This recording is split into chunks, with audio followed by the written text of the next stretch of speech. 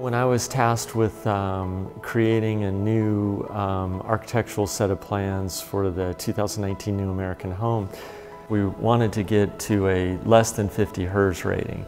And so some of the ways we achieved that goal was the back of this house has deep overhangs, which is generally facing west. And in addition to that, we use the 7000 series windows. And the 7000 series, along with the deep overhang, gave us some really great energy efficiency across the back of the house, which is where most of the glass is, by the way, because we are looking right now out the back of this home at the beautiful Las Vegas Valley city lights in the evening, and today it's a crystal clear day and it looks awesome.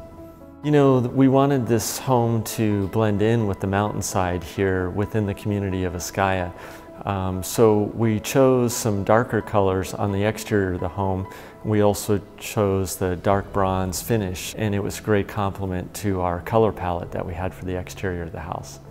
You know, some of the favorite parts of this 2019 New American Home that I designed into it were the way that we created an indoor-outdoor living space, and we have a multi-slide window door system that's going right through the middle of the cabinets that separate the kitchen indoor cooking area to the outdoor kitchen area.